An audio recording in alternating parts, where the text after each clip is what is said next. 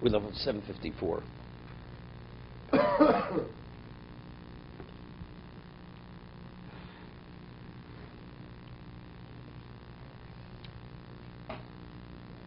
The Chovos HaLevavos is speaking about you have to maximize on life. You have to maximize it.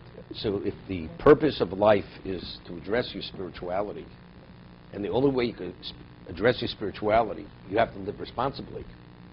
Because if a person is not well, physically not well, so then you're not able to address your spirituality. So therefore you have to live responsibly at every level. Don't overdo it. He says, I'll take tzaddik harbek, pasuk koheles. Don't be too much of a tzaddik. I'll sleep an hour a day, and I'll study. You know, the Chofetz Chaim says in Hashkivenu, in the Bracha, we say, Hoset satan milfonenu achareinu. Remove the satan from before us and behind us. Before us, you know, he goes and he misleads you. If he's behind you, so you don't even see him. So he says, he explains from personal experience, sometimes the satan, he can't get you to stop doing the mitzvah. He'll push you to such a degree that you can't do the mitzvah any longer. For instance, you have to be a master. You have to study. You have no right to sleep until the person gets sick. The person will experience it to such a point he becomes fed up with it. No? It's like overkill already. It's too much already. So this is me'acharenu. Can't get you by distracting you from the front and push you till he pushes right off the edge. That's altei tzaddik harbe. Don't overdo it. It's always a question of what overdoing it. What overdoing it. Many years ago, I had a class with women, and in this women's class, there must have been about 15 women. Every woman in this class became a Baal Tshuva, except one woman. Except one woman. Till today. This one woman, she didn't become Baal Tshuva. Every other woman was married, has children. This woman never got married. I'm going back now 29 years ago. And this woman says to me, every other woman, you know, that you advise them about the Yiddishkeit, about the Judaism. She would use the word Yiddishkeit. Me, you never say a word. You know, evidently you're not interested whether I advance or don't advance. That's what she says to me. I'm not talking about she's a 15-year-old. She must have been then about 25 years old, 28 years old. So I said to her, I said, I'll tell you the difference between them and you. Since we've started this class, it was a few months, they started to light candles for Shabbos. The other women, you've come to the class, even lighting candles is too difficult for you. So what does that say? Do you have an interest in advancing, or don't you have an interest in advancing? If lighting candles is too much for you, evidently it says something about where you're at. I said, therefore, that's the reason why I don't say anything to you. Because I see, if you show me they have some degree of interest, it's one thing. You show me you have no interest. It was a social aspect. They were friends. The other women were her friends. She was so offended, you can't imagine how offended she was. You can't imagine how offended she was.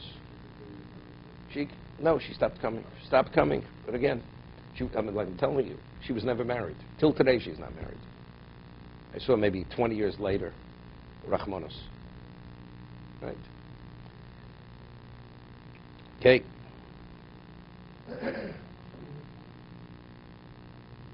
Umasha Omar al Tischakim Yoser.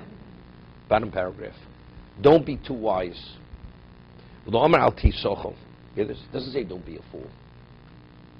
So in Yiddish there's an expression, too wise. But that's a fool. That's probably where it comes out, Tischakim. But he's asking a good question. It says, why Shlomo said, don't be too wise? He said, don't be a fool. You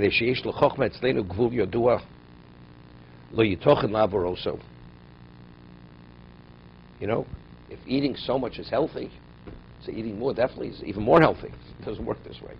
Right? Everything's within limits. So even wisdom, to do certain things, everything is within reason. Beyond that, already, the wisdom becomes foolishness. ושכל מין מימיני החוך שהכנו בעבודת אלוקים לשם מצוות להרוס חוכמות ויכולתו מותר לנו. He says, any degree of wisdom which draws us to serve Hashem, that's correct. What about it's a wisdom which, by being involved too much, will take us away? Mutar lanu v'chayav anu lachkor olav, k'mo she'omar, hein yiras Hashem hi chochma.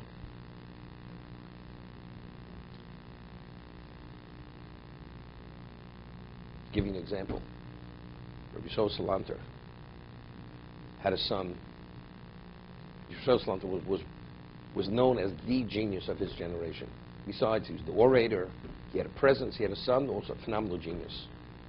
And he became non-religious. How did he become non-religious? Because he sent him to university, because he felt Rabbi Yisrael was very into Kiruv. To bring Jews back. Everybody thinks all Jews in Europe were observant. They weren't. After the Haskalah movement in Europe, it was disastrous. The reason why he launched the Muslim movement was because of the Haskalah movement. Because what was the Haskalah?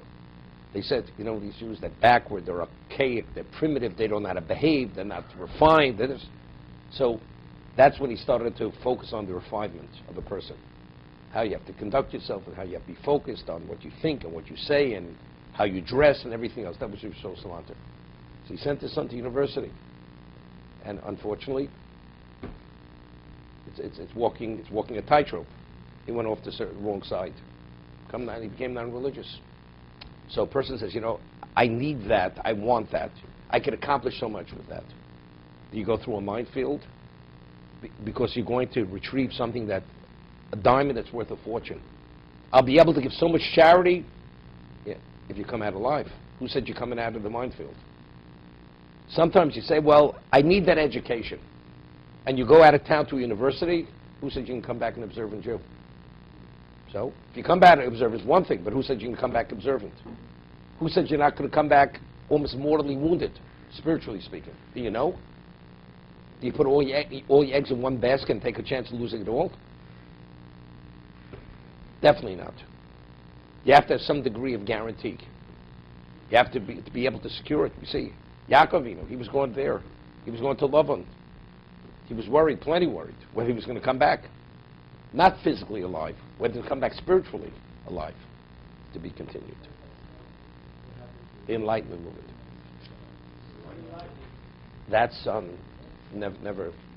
That son had a great-grandson who studied in Or Sameach 30 years ago. Rabbi Yisrael Salanter.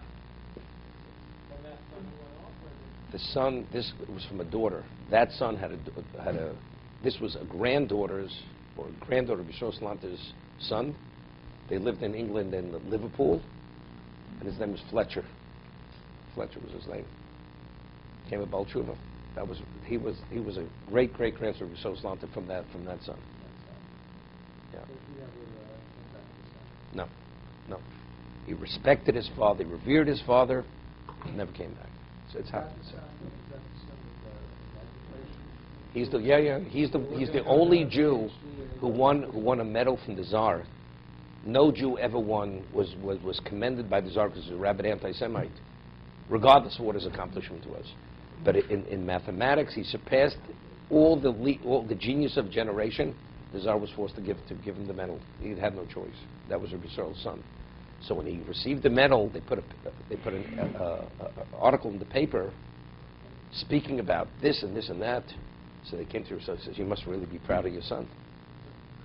Rabbi Yisrael put an ad in the paper. He says, "I am pained that my son is not an observant Jew.